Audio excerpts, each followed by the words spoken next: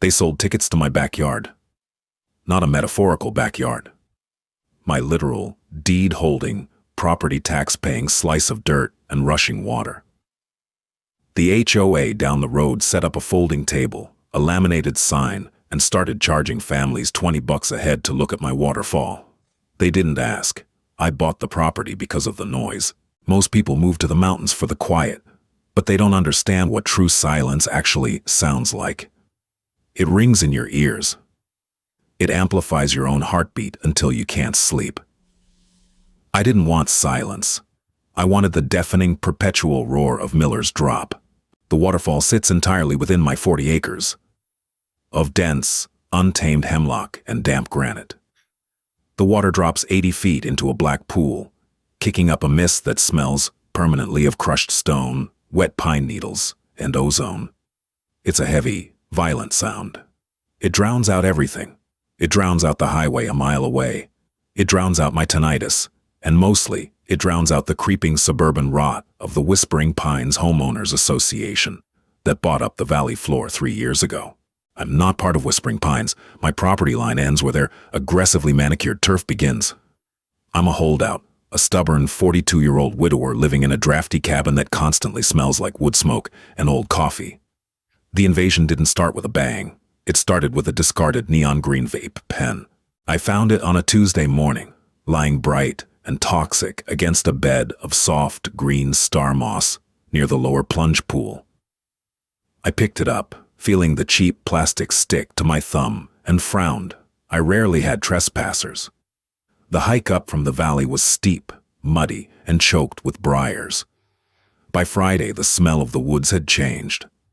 The sharp, clean scent of the mist was suddenly laced with the heavy chemical stench of coconut sunscreen and aerosol bug spray.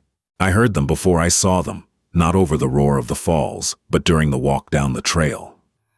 Laughter, the tinny, compressed beat of a Bluetooth speaker playing awful pop music.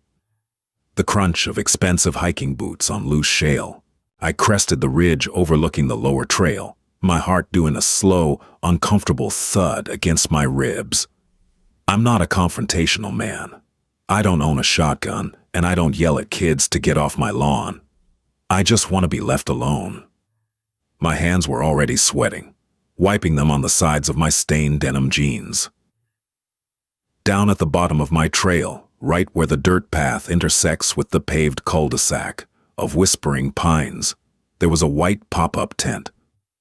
Beneath it sat a folding table. Behind the table sat Brenda. I knew Brenda. Everyone who lived within a 5-mile radius of the valley knew Brenda.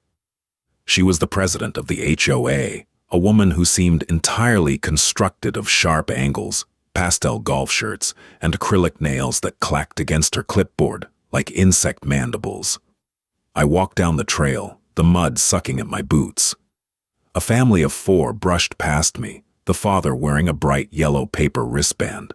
"Excuse me," I mumbled, but they ignored me, busy complaining about the humidity. I reached the tent. Taped to the front of the folding table was a professionally printed, laminated sign. Scenic Waterfall Trail. Residents, free. Non-residents, $20 entry fee. Cash or Venmo. Brenda looked up from her phone. She didn't flinch. She just offered a tight, closed-mouth smile that didn't reach her eyes. She smelled like lavender fabric softener and raw ambition.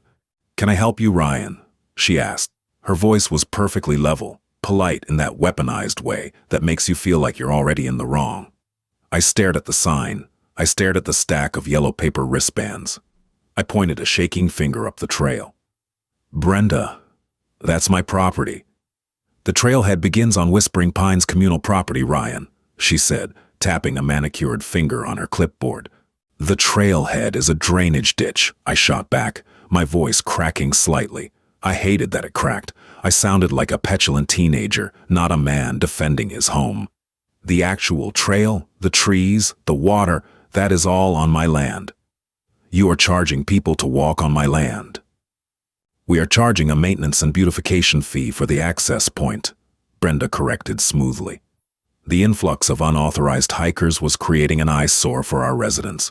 We're simply regulating the traffic. It's a community service. You don't own it. I was breathing too fast. The heat was rising in my neck, a prickly, uncomfortable flush. You can't just set up a toll booth for something you don't own. If you have a grievance, Ryan, you are welcome to submit it in writing at the next board meeting. I don't live in your damn HOA. Then you have no standing to speak at the meeting. She smiled, a terrible, victorious curving of her lips. She looked past me. Next, please. $20, folks.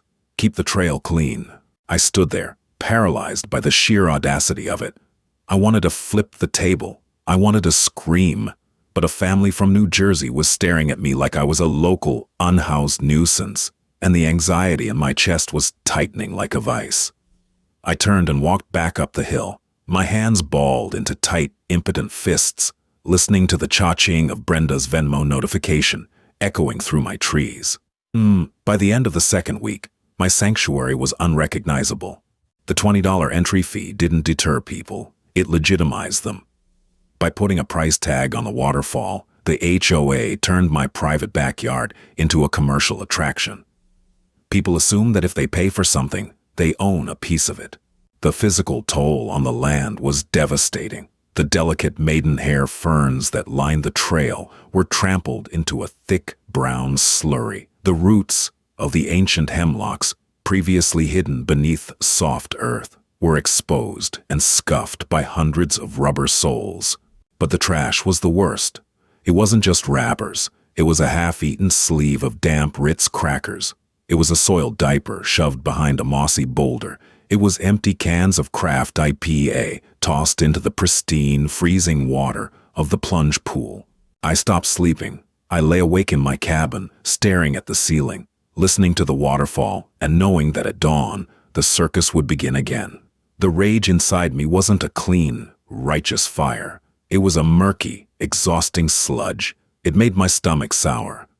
It made me drink too much cheap scotch, just to numb the knot in my gut. I tried the legal route first. I called the local police.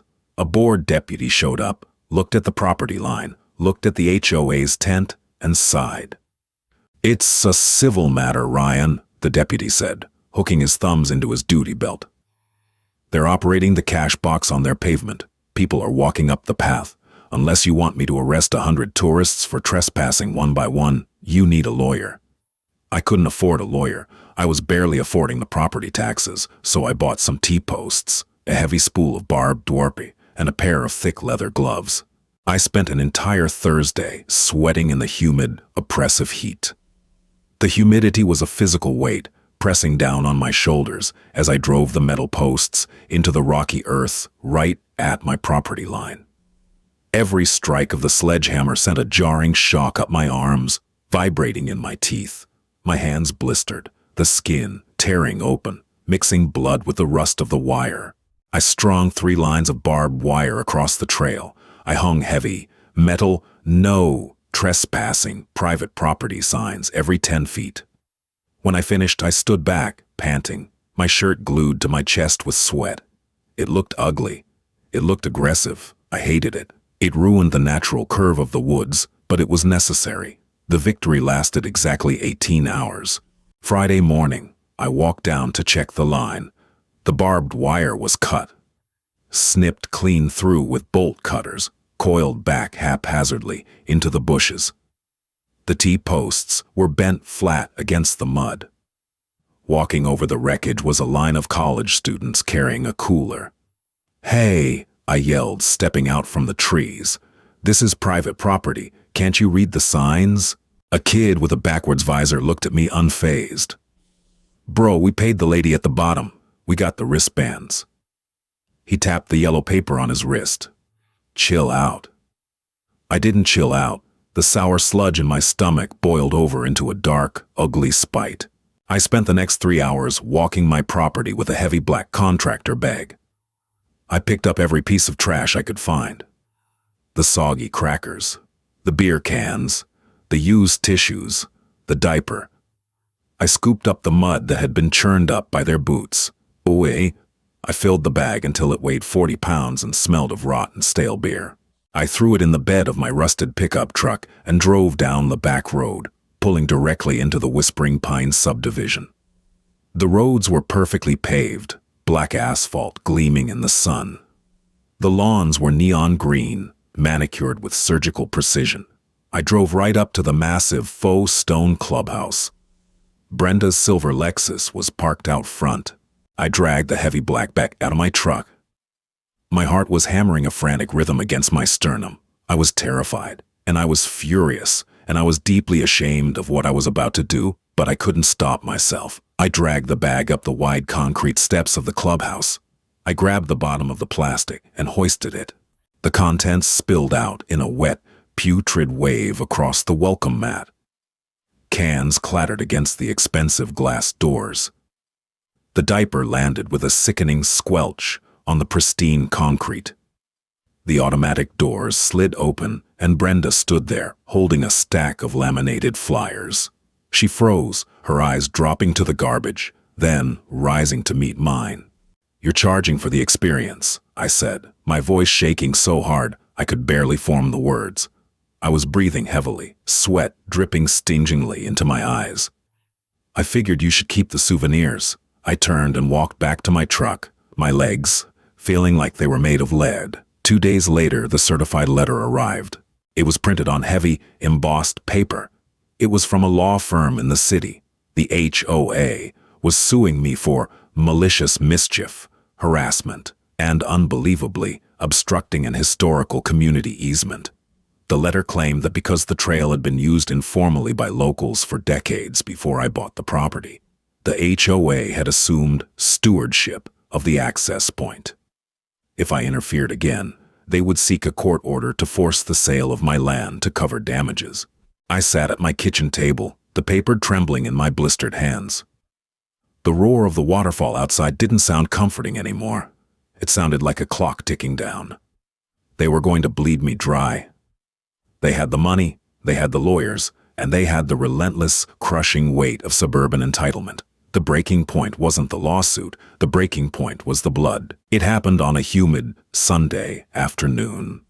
The crowd was thicker than usual. The air was thick with the oppressive smell of cheap barbecue from a portable grill someone had illegally hauled up the trail. I was sitting on my porch, trying to ignore the noise, when the scream cut through the roar of the falls. It wasn't a playful yell. It was a sharp, high-pitched shriek of genuine terror, followed by a heavy, sickening splash. I dropped my coffee mug. It shattered on the floorboards, hot liquid splashing against my ankles, but I didn't stop.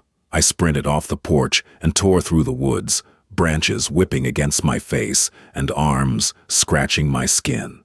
I reached the upper ridge, looking down at the plunge pool. A teenager had climbed the wet, moss-slicked rocks beside the falls, a place I never went because the granite there was smooth as glass and constantly slicked with algae. He had slipped. He was in the water, thrashing, screaming, the current pulling him toward the rocks. His friends were on the bank, panicked and useless. I scrambled down the embankment, sliding the last 10 feet in the mud, tearing the knees of my jeans. I waded into the freezing water. The cold hit me like a physical punch to the chest, stealing my breath. I grabbed the kid by the collar of his wet t-shirt and hauled him toward the shallows. He was coughing, his face pale, but he was alive. But as I dragged him onto the bank, I saw his leg. A jagged, angry gash ran from his knee to his ankle, pumping bright red blood onto the gray rocks. He had caught the sharp edge of the slate on his way down. His mother, a woman in a pastel windbreaker, came pushing through the crowd.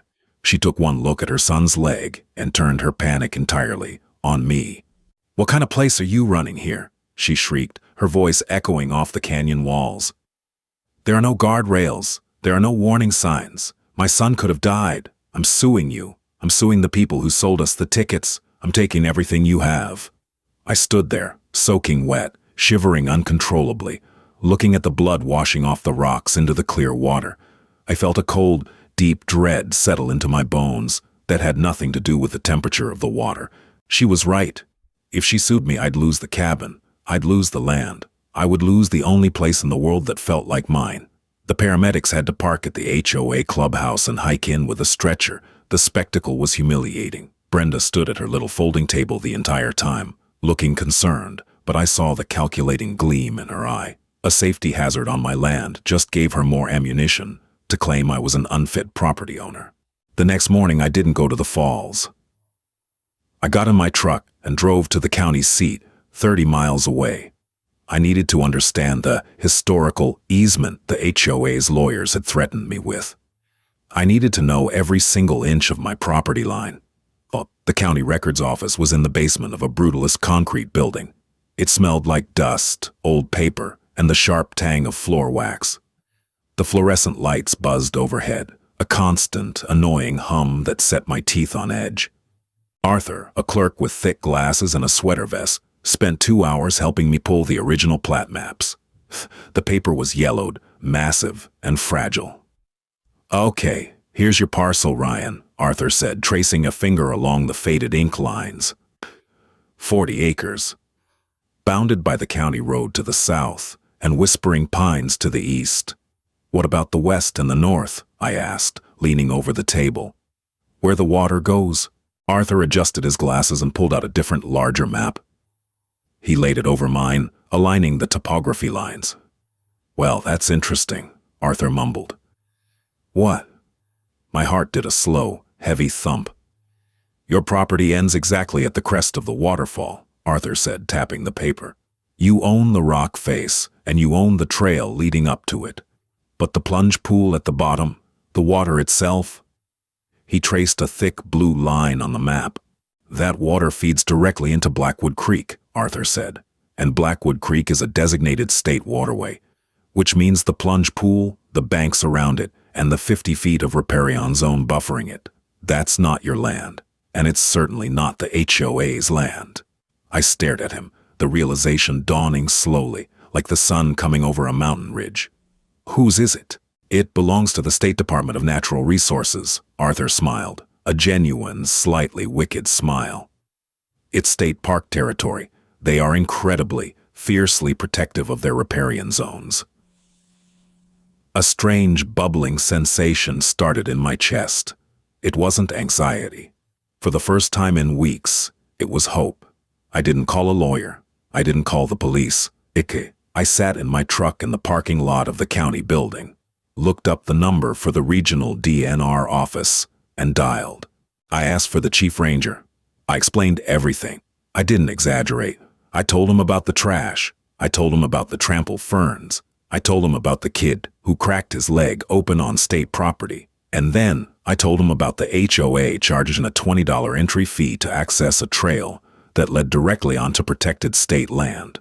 There was a long silence on the phone, so long I thought the call had dropped. Then a voice, deep, gravelly, and vibrating with an authority that made my spine straighten, spoke. "What did you say the address of that HOA clubhouse was?" Chief Ranger Hayes asked. Hayes arrived the next morning. He didn't drive a standard patrol car. He pulled up to the Whispering Pines cul-de-sac in a massive, heavy-duty, olive-green State Ranger truck with a winch on the front and heavy mud tires. He parked it illegally, 2 tires up on the HOA's pristine manicured median, crushing a bed of imported petunias. Hayes stepped out. He was a tall man, built like a cinder block, wearing the dark green uniform of the State Rangers. He smelled strongly of DEET bug spray and stale black coffee. A wide-brimmed hat cast a shadow over eyes that looked entirely out of patience with the modern world. He didn't come to my cabin. I was waiting for him at the tree line. We walked down the trail together in silence. Down at the bottom, the white pop-up tent was erected. Brenda was there, adjusting her visor, a stack of freshly printed wristbands on the table. The line of tourists was already 5 deep. Hayes stopped at the edge of the asphalt. He put his hands on his duty belt. He looked at the laminated sign. He looked at the cash box. He looked at the line of people. "Excuse me, ma'am," Hayes said. His voice wasn't loud, but it carried effortlessly, cutting through the chatter of the tourists. Brenda looked up. She saw the uniform, and her customer service smile faltered for a fraction of a second before snapping back into place. "Good morning, officer," Brenda said smoothly. "Are you here about the accident yesterday? I assure you that happened on private property up the hill. We just managed the access point." Hayes walked slowly up to the table. He didn't smile. He reached out with a large, calloused hand and tapped the laminated sign. "You're charging $20 a head," Hayes said, his voice slow and deliberate. "For community beautification and trail maintenance." Brenda nodded firmly. "Yes." Hayes looked at the stack of cash in the open lockbox. Then he looked back at Brenda. "Ma'am," Hayes said, leaning down slightly so he was eye level with her, "do you have a commercial vendor permit from the State Department of Natural Resources?" Brenda blinked. The smile finally fell away, replaced by a sharp, confused frown. "A what?" "No. This is HOA property. We don't need a state permit." Hayes straightened up. He took a slow breath, looking up the trail, then back down at the folding table.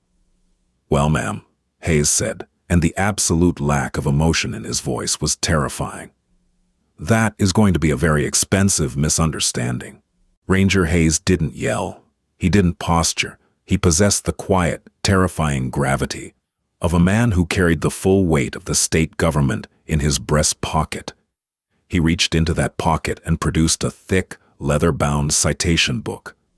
The leather was worn smooth at the corners, smelling faintly of saddle soap and old paper. He clicked a heavy metal pen. The sound was unnervingly loud in the sudden, tense silence that had fallen over the trailhead. The tourists in line shifted uncomfortably, their cheap plastic flip-flops scraping against the asphalt. They could smell the shift in the air. The casual vacation day energy evaporated, replaced by the instinctual urge to back away from authority. "I need to see your government-issued ID, ma'am," Hayes said, his pen hovering over the top carbon sheet. Brenda's manicured hand flew to the collar of her pastel golf shirt. The sharp angles of her face seemed to blur, the arrogant confidence draining out of her cheeks, leaving her looking pale and suddenly very old. "Officer, I am the president of the Whispering Pines Homeowners Association. This is a sanctioned community event." "Your community," Hayes rumbled, pointing the heavy pen toward the churning white water visible through the trees, "ends at the pavement. The water up there, the plunge pool, and the 50 feet of shoreline surrounding it belong to the Department of Natural Resources. You are currently operating a commercial toll booth, collecting untaxed revenue and funneling unauthorized, unguided pedestrian traffic directly into a protected state riparian zone without a permit." Brenda swallowed. It was a hard, audible gulp. We were just trying to manage the crowds." "You were charging an entry fee," Hayes corrected. He began to write. The scratch of the pen on the carbon paper was methodical. "First citation, operating an unlicensed commercial enterprise on a state access corridor. That carries a baseline fine of $5,000. A collective gasp rippled through the line of tourists. A man in a bucket hat near the front slowly peeled his yellow paper wristband off and let it drop to the ground. "Second citation," Hayes continued, not looking up. "Facilitating the destruction of protected state habitats. We'll have to send an ecologist out here to assess the damage to the stream banks, but the preliminary fine is $2,000 per day of operation." How many days have you been running this table, ma'am?" Brenda's acrylic nails gripped the edge of the folding table so hard her knuckles turned a stark, bruised white. The scent of her lavender fabric softener was completely overpowered by the sour, sharp smell of her panic sweat. "3 weeks," she whispered. Hayes paused. He looked up, his eyes narrowing beneath the brim of his hat. 21 days, at $2,000 a day. That's $42,000. The clipboard slid off the table. It hit the pavement with a sharp clatter, the laminated entry fee sign coming loose and fluttering into the drainage ditch. Brenda didn't bend down to pick it up. "Wait," a woman in the tourist line piped up, her voice shrill with indignation. "If they don't own it, what did we just pay for? I want my $20 back." Suddenly, the crowd turned. The docile line of vacationers morphed into an angry, demanding mob. They surged forward, waving their yellow wristbands, their voices overlapping in a chaotic chorus of demands for refunds. The tinny pop music from the Bluetooth speaker on the table was drowned out by the ugly sound of consumer outrage. Hayes stepped back, putting himself between the table and the crowd. He raised one large hand, and the sheer physical presence of the man forced the crowd to pause. "The table is closed," Hayes announced, his voice carrying the finality of a judge's gavel. "You can take up your grievances with the Whispering Pines Homeowners Association Board. As for the trail," he looked over at me, standing in the shadow of the hemlocks. "The trail crossing private property is officially shut down."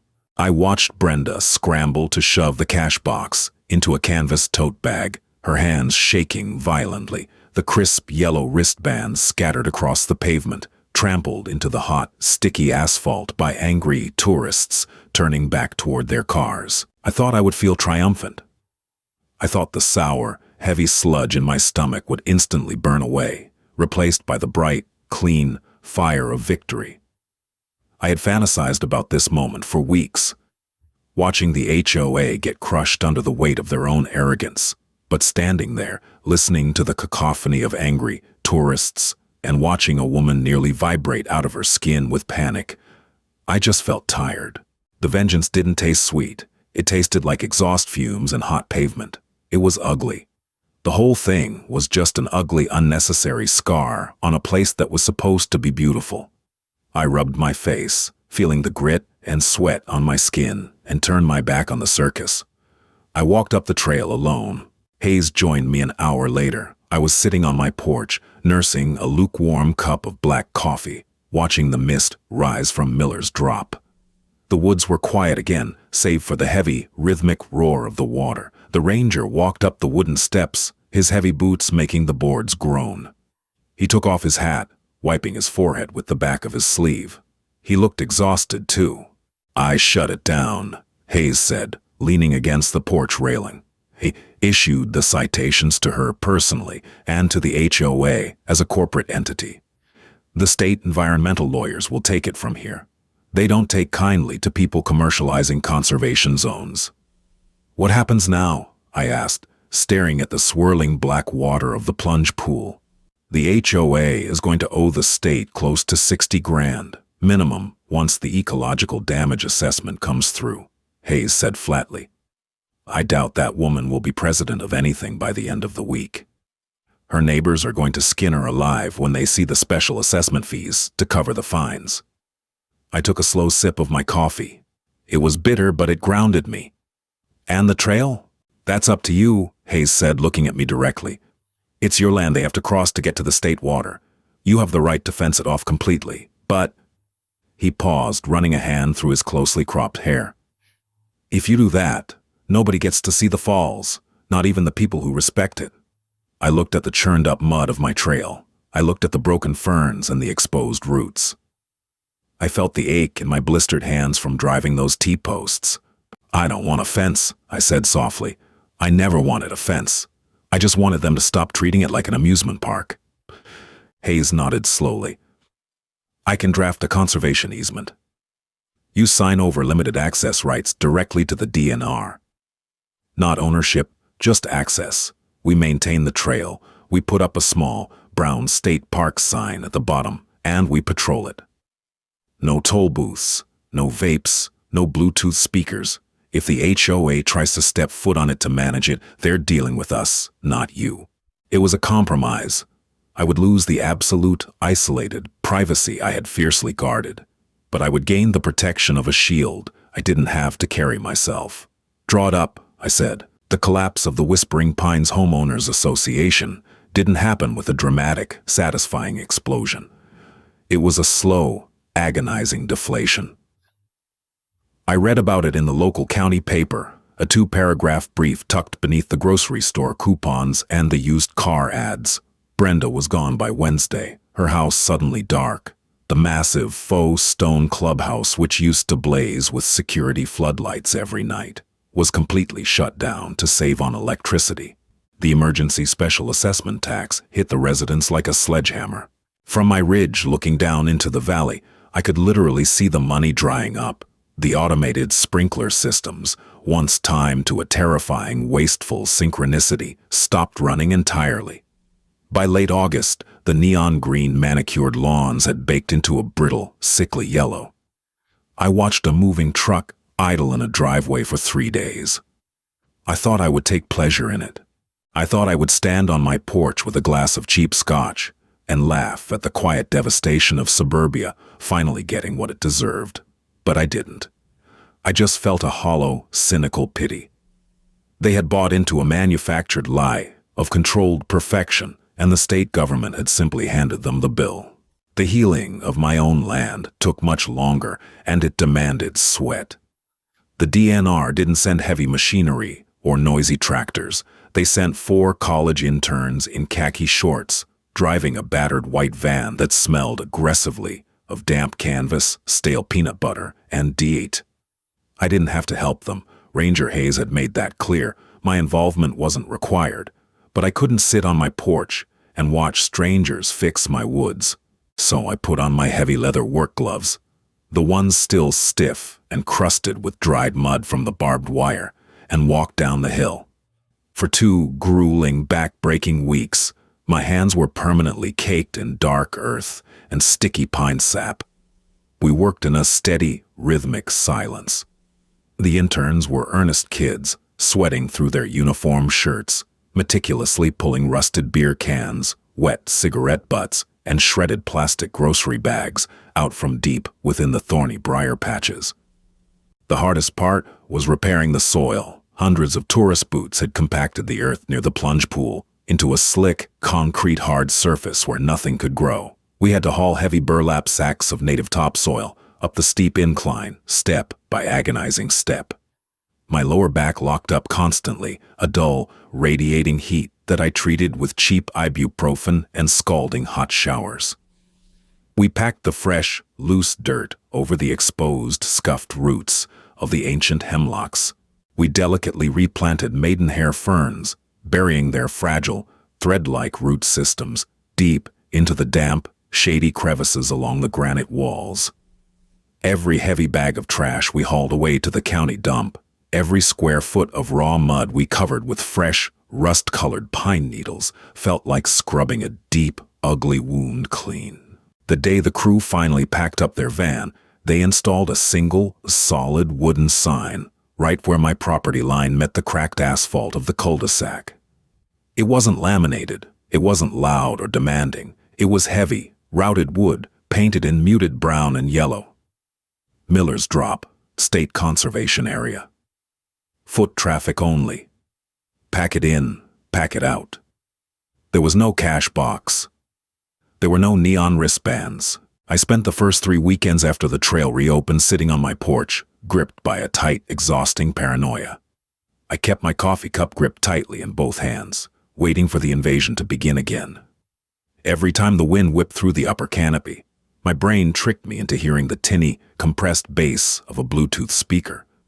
I kept bracing myself, expecting the heavy, chemical smell of aerosol coconut sunscreen to drift up the ridge. It never did. The lack of a toll booth and the imposing, official presence of the state parks sign acted as an invisible, heavy filter. The casual tourists, the ones looking for a cheap, curated thrill and a fast photo for their social media feeds, drove up to the cul-de-sac, saw the plain wooden sign and the lack of amenities, and drove right back out. The people who actually walked up the trail were different. They didn't travel in loud, sprawling packs. They wore scuffed, broken-in hiking boots, not cheap plastic flip-flops. They carried battered aluminum water bottles, not leaky foam coolers of cheap beer. They spoke in hushed, reverent voices, allowing their words to be swallowed entirely by the heavy, perpetual roar of the falls. They came, they looked at the water, and they left without leaving a single trace behind. Late one Tuesday afternoon in October, long after the oppressive summer humidity had broken, I walked down the trail alone. The air was sharp and biting, smelling deeply of drying leaves, wet stone, and the faint hint of distant wood smoke. The star moss had fiercely reclaimed its territory on the rocks, a vibrant, shocking green against the slate gray. The water level was lower now, running crystal clear over the smooth stones, pooling deeply in the dark basin before rushing aggressively down toward Blackwood Creek. I knelt by the jagged edge of the pool. I didn't hesitate. I plunged my bare hands deep into the water. The cold was absolute.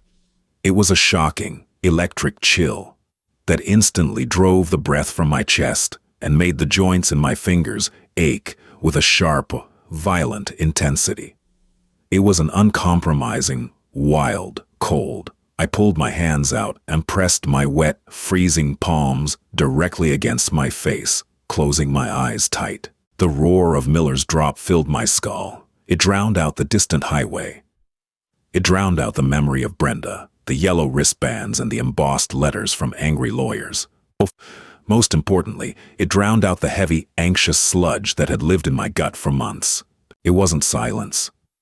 I never wanted silence.